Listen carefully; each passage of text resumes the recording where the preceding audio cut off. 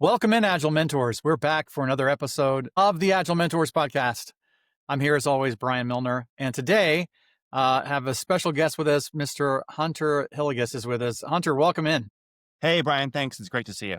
Hunter's been on the show before if you missed him previously, but Hunter is the CTO at Mountain Goat Software. And Hunter and I trade AI kind of tips and tools all the time and have a lot of fun doing that. We thought we'd have Hunter on for a couple of reasons. One, in general, we wanted to kind of focus a little bit on the AI landscape. And part of that AI landscape, I think, is some of the big changes that have happened at Mountain Goat Software in regards to AI and what Mountain Goat Software does and how it makes things available to its customers. So Hunter, I know one of those things that's been kind of a new addition is we had some scattered kind of AI tools for people that did different things, and you could find those in our site. But now they've kind of all been rolled together. Talk a little bit about this AI toolkit that's been put together. Yeah, thanks, Brian. Absolutely. So like a lot of other companies, we are embracing this stuff, exploring a lot, trying to see what works, what doesn't work well, the places where the technology is really applicable and the other places where maybe there's promise, but it's not there yet. And we are, it may be something down the road, but always trying to balance that. And we have done a lot of different AI experiments. We've done some stuff in classes, which I know you know because you're teaching those, but also this AI toolkit, which is something meant to be used after class, but it's also available for free. We'll talk about that in a second. So even if you haven't taken a class from us, you can sign up and try it. Started off with some experiments. Our GoatBot coach was at the first thing that we did, which is trying to take all of the resources that Mike and you and others have created for Mountain Goat over all the years and use it to create an Agile coach. And that really was a sort of experiment to see how well will this work? Will it give good answers? Will it tell you waterfall is the best thing ever? So we wanted to see how it goes. And that was a success. And then through that and some other experiments like a prototyping story splitting tool, which is something that, we get a lot of questions about and the right way to split different kinds of stories, something that Mike's written about and taught about a lot. So there's a lot of material there. We took what we learned from both of those things and created what we call the Agile AI Toolkit. And right now that is comprised of three major features. The biggest one is this coaching feature, which is a pretty big expansion from what the original GoatBot vision was. The original GoatBot vision was pretty much like one question, one turn kind of thing, where you would say, do I have to really do a daily scrum every day? And it would give you an answer based off of our materials. The AI Toolkit coach is much more of a conversational back and forth, like you would be used to with a ChatGPT or Claude or Gemini or what have you. So you can have full-on conversations. It supports media like images and PDF uploads and that sort of thing. And then in addition to that, it's got some special tools built in. So if you ask it to split a story, it will sort of switch into story splitting mode where it can use Mike's SPIDR technique to do breakdowns of these stories, explain how it did it based on the various parameters there, to try to give you some advice if there are stories that your team is having trouble splitting, you're not quite sure how to approach it, not sure if what you're doing is, if there's some best practices around that you want to learn about. So that's really useful. And then the third tool that's built in is to sort of almost the flip of that, but it's generating backlog items. So let's say I want to build a login system for my website, something we have all probably done in some form or another. There's a lot of sort of basic stuff that you expect to be a part of that. You don't necessarily want to write the 12 whatever backlog items to do it. It can do that for you based off of some information you give it about what you're working on, the parameters of your team, et cetera. So those are the tools that we're focused on now, but we're adding stuff all the time. I mean, we're excited about where the stuff is going. We see a lot of utility, and especially as the models continue to get better, we can do even more. So it's pretty exciting. Yeah, it really is exciting. I mean, it's like you said, these tools kind of used to exist in their own little buckets, and you had to go to the right place for the right thing. But now they're sort of all in one spot. And I mean, obviously that's the strategy moving forward is to just add more and more kind of things into that kind of coaching tool. I'll throw my hat in the ring here and kind of give my endorsement. I really think it does a great job of just what you said, of actually kind of coaching you through it. Not technically coaching, but Sure. you know, In the broad sense. in the broad sense, right? In the broad sense of coaching, it does a good job of not just giving you an answer, right? Here's the story split 5 ways, but here's a story split 5 ways, and here's why I split it this way, right? Here's kind of, and that gives you really good practical knowledge so that you start to build your own capability of being able to do that moving forward. And maybe you don't need to use it Yeah. after doing it a few times. Yeah. We definitely see, like, sort of philosophically, these tools as augmenting your team, right? Yeah. That is how we've approached all of these things to help, whether it's a scrum master, product owner, team member, be able to, if there's parts of the job that this can help with, to spend less time potentially doing those or to augment those and more time doing something else that is potentially higher value. I'm just kind of curious, and I don't know if you have anything that would pop in your head when I ask this, but whenever you build something like this that's complex, there's always like some road bumps along the way that throw you a little bit. And what was particularly hard about kind of putting this together? Well, I mean, one of the bigger things that I was concerned about in building this is just, I mean, you can imagine terrible outputs, right? And that can be Right. a very wide range of everything from something really inappropriate for, this is a work context tool for almost everyone, right? So you can imagine even something that might be maybe okay in a non-work context is way less okay in a work context. So there's that sort of general social, like, does not talk about politics. You cannot engage it on a topic like that. This is not the place to do that, right? There's plenty of other places that folks that want to talk about that can do that. So there's stuff like that, the general societal stuff, but then also kind of trying to hone the responses, right? Everything from just quality of too long, too short, but also, is it giving advice that we would feel good about? Because, we don't want to be putting out bad advice in the world, but from what our perspective is bad advice. And so that was something that I was worried about and didn't know going into, especially the original experiment, whether or not we could feel good enough about its outputs to release it. Obviously, we're not monitoring these responses. We did a beta period where we got feedback on stuff, but I was worried it was going to give bad advice or not understand the source material or start making things up, the sort of hallucination problem that we hear a lot about when it comes to LLMs. And so, can never completely eliminate all those problems, but we did put in a fair amount of mitigations and, continue to work to improve that stuff and also allow users to give feedback if they're like, this answer was terrible, please improve this. Yeah.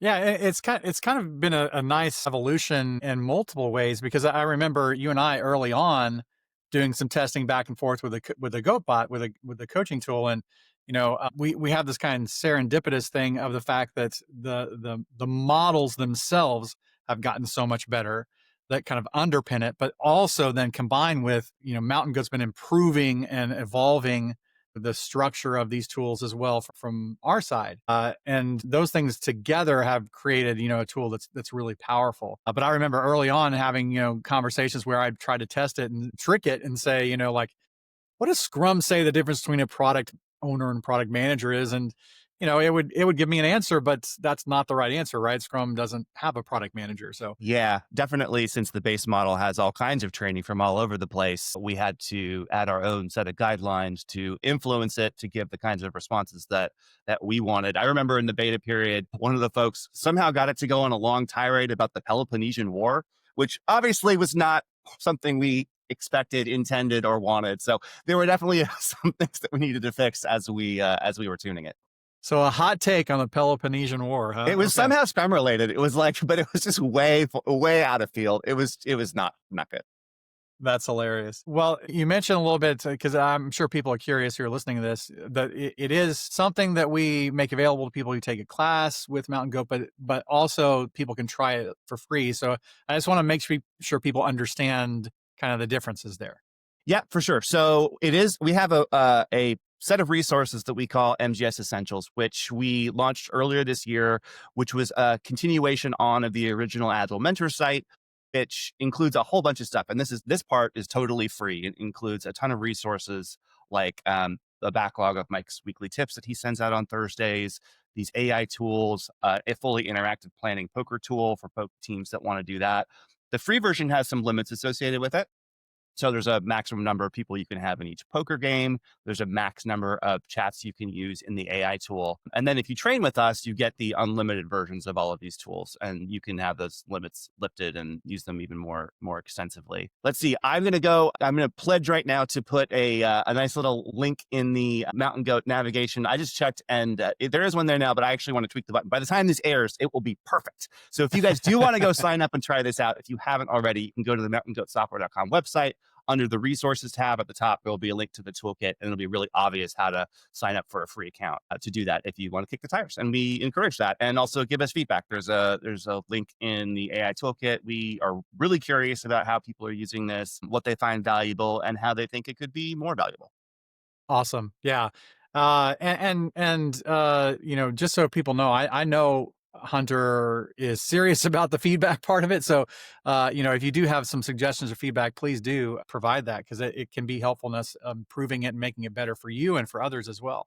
Absolutely. And there are some user preferences that you can set to kind of tune your responses. If you like your user stories written a certain way, we do let you do that. You can give us more information about the project you're working on and maybe the size of your team, or if it's a team that is not fluent in some set of technologies, you can specify that, because it might influence whether you need more spikes in your splits and that sort of thing.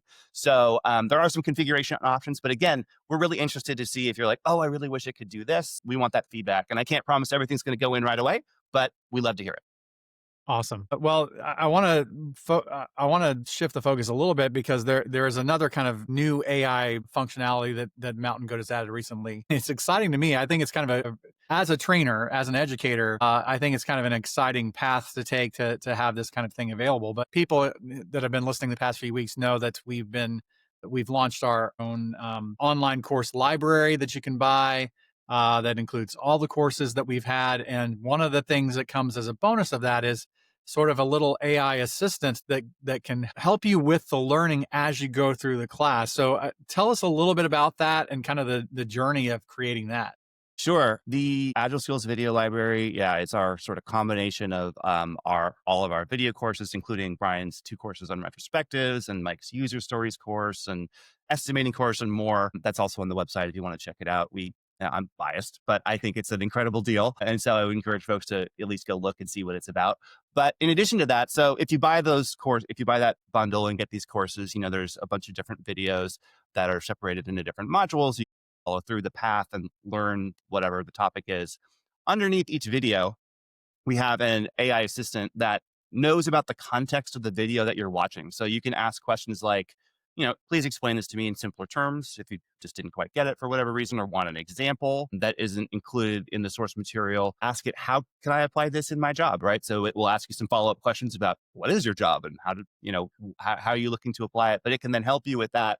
And it's really fun to be able to use the tool right in the context of the video, right? So as you go, you can make sure that you're getting the most out of each lesson. And if there is something where you're wanting to get some clarification or follow up, it's right there in the piece. This was actually kind of a last minute addition. We were putting together the bundle, and we were putting together all the marketing and that sort of stuff for getting it together. And I think it was, a week before we launched it. I just kind of had this idea, because we may talk about the landscape more broadly in a minute, but OpenAI had a developer day in early October, I think it was now. And one of the things they launched was this agent builder tool. And I thought, what, I can do something with this. And so I used that tool, and we can talk more about those details if you want to, but to build this agent that lives inside our video playing experience over the course of 3 or 4 days.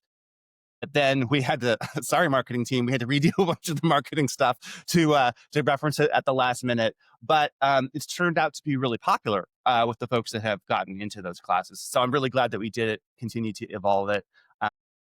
It's useful to be able to have inline, don't have to go someplace else, don't have to try and, copy a transcript into ChatGPT or something like that.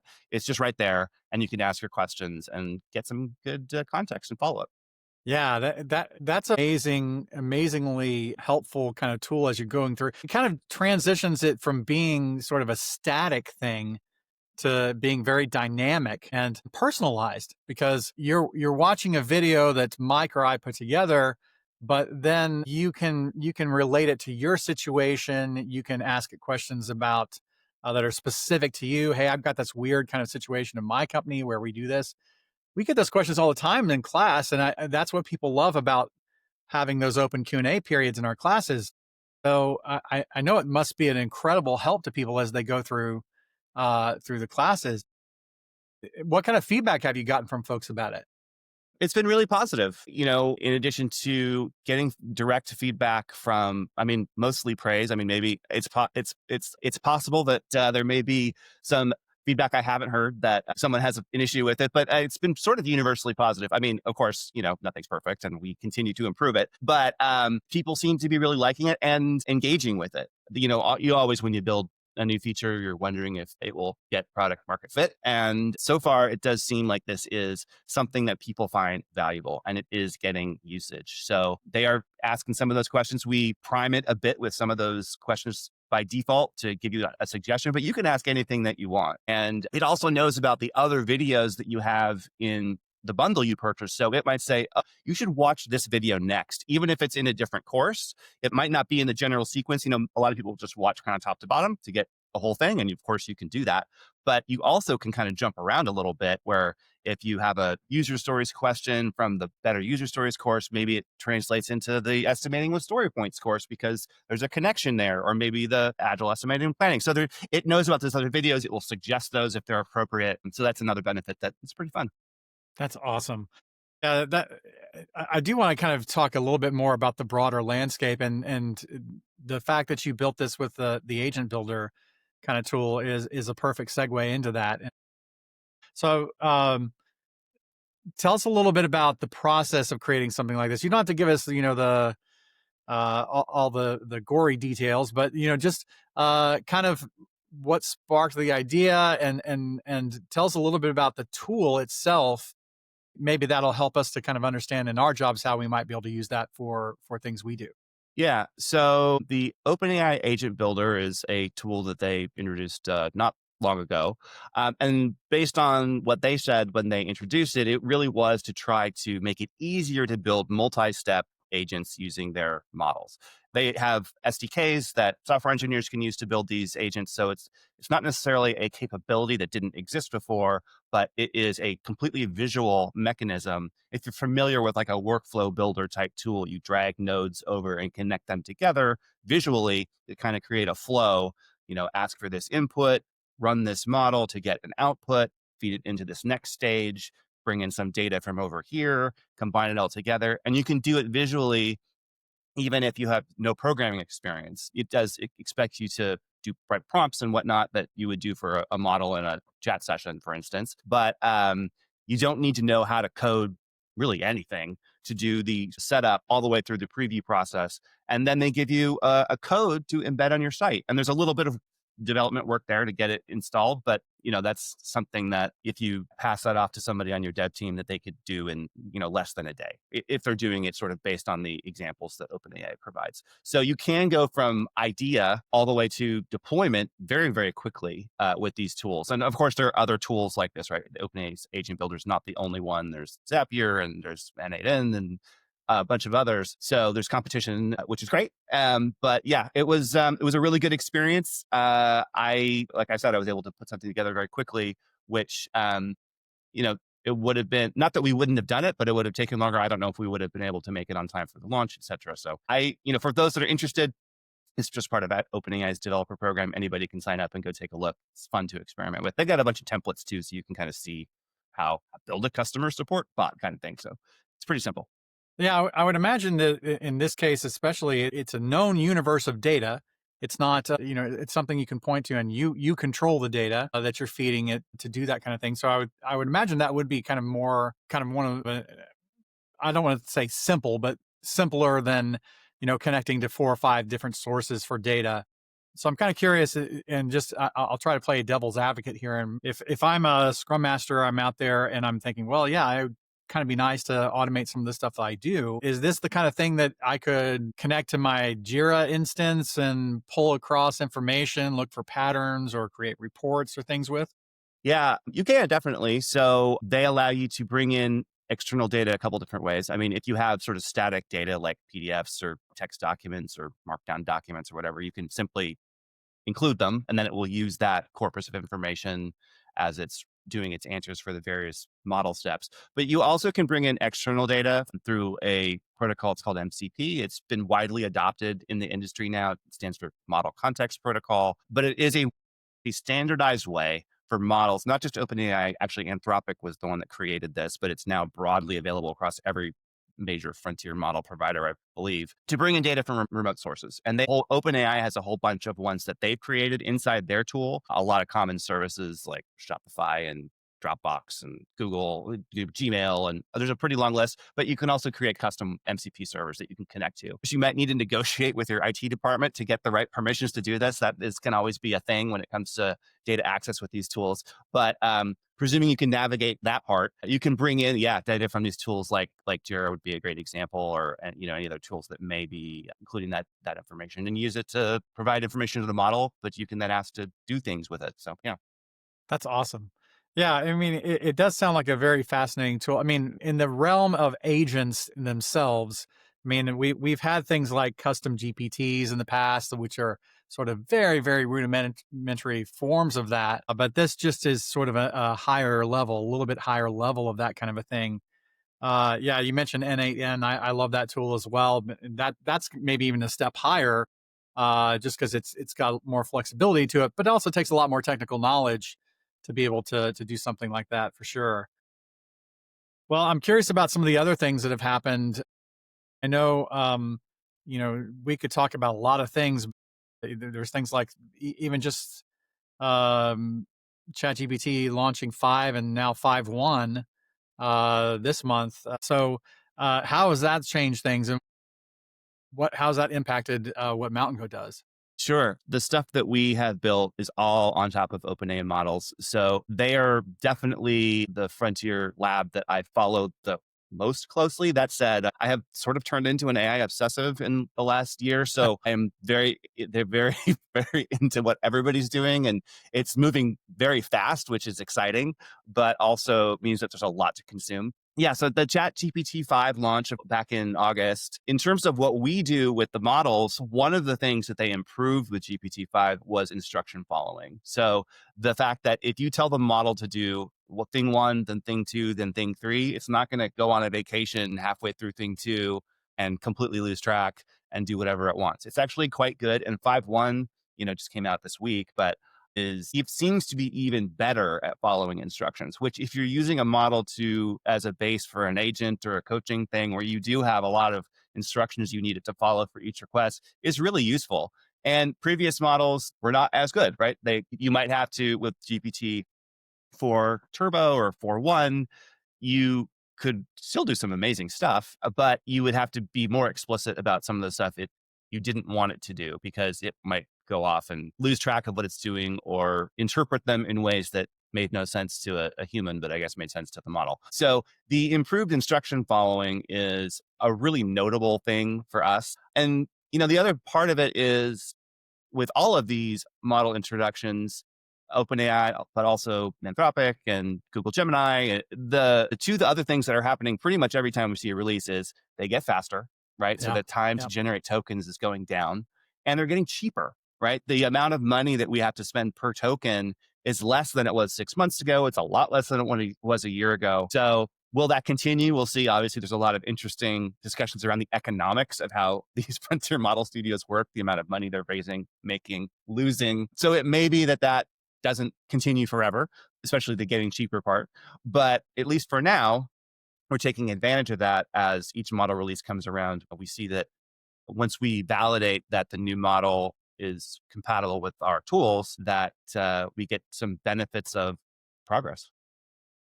I know we're getting low on time, and then there's one other area I wanted to kind of bring up with you, and I really don't know how you're going to address this, so I'm curious. I'm curious to know your answer. But I know you've been using AI for a while to help you, because you do coding as well, and just like this agent builder, but you actually get into the nuts and bolts coding.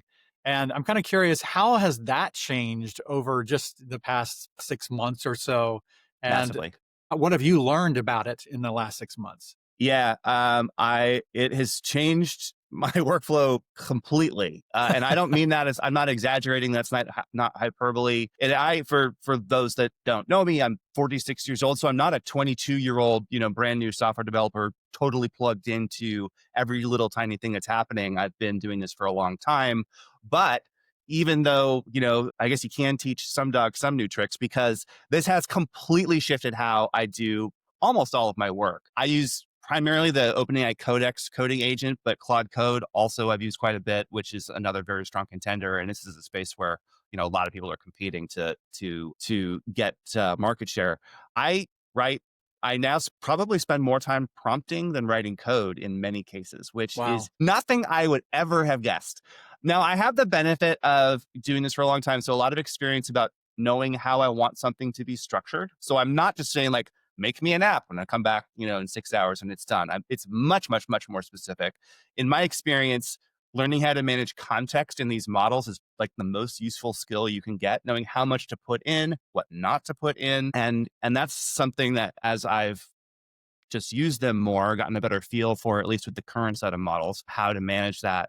But between well-written prompts, scoped to what I want an individual features to do, how I want it to work, and also critically important are a great automated test suite. Because I always say at the model, like when you're done, run the test. And if they don't work, you're not done.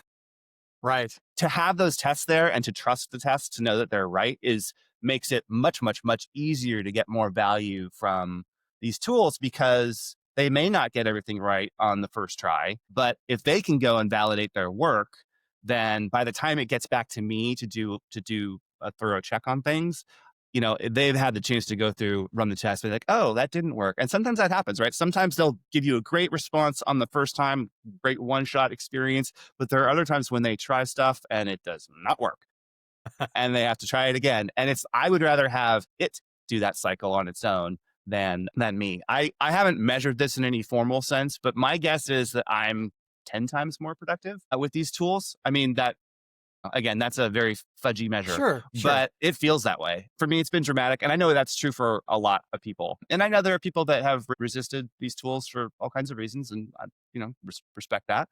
Yeah. But I have gotten an extreme benefit. So I'm pretty happy about the future. That's awesome. I mean, and I think you're taking the right approach, and that, it's, I hope people are understanding there's still a human in the loop, right? That Absolutely. You're not vibe coding stuff, right? I mean, No. you're very heavily involved in it. And I think, we had an episode a while back on testing, specifically using this. And so you bring up some good points there as far as helping it with your testing. Obviously, I think it does a great job of helping you in that area, especially if I'm a programmer. Testing's not really my thing, but It's drudgery. you're right, it's Sometimes it feels drudgery, like that. Yeah. it can help you to do that. I'm just curious, like, how much are you having to hold its hand through that kind of thing, and how much are you able to trust it to just kind of think of edge cases and those sorts of things when it creates your test? I would say I don't trust it at all. I'll be very Ronald Reagan-y and say trust but verify. Yeah, I don't blindly trust any of the stuff that it does, unless it's something that truly doesn't matter, right? If I'm writing a one-off script to process some data or something, and I can tell if the data is right, I'm not going to spend all that much time. As long as the output's fine, I'm going to throw that thing away after. So that's different. But I don't really trust it. And I don't mean that as a pejorative. I just feel like, at least with the models we have today, you are still responsible. I am still responsible for this output I'm putting out. I can't be like, hey, yeah, blame ChatGPT. It screwed things up. So given that, I care that it's correct. And so I do spend, especially for if it's some kind of very critical code. We have a system that runs all the logins for all of the sites that we have for our services. Like, that's important. It's a security thing, right? So that is very different than, again, some kind of script that I'm cooking up very quickly. So I do a lot of verification, and I find that in terms of finding stuff like edge cases, that's a little bit situation dependent, but I've been impressed when it has found stuff that I wouldn't have thought to test. I'm like, that is wrong. Interesting. So it has definitely caught things. And we have also tools that do automatic code review. So it goes through multiple steps. So every time I submit something to GitHub and create a pull request, it will automatically run code review for me. And I get a report saying, here's what you did, all good, or here's a P0 bug that you really should fix, or here's something that didn't look right that you might want to look at. So I'm getting multiple levels, but I still am very much in the loop and verifying the outputs that I get.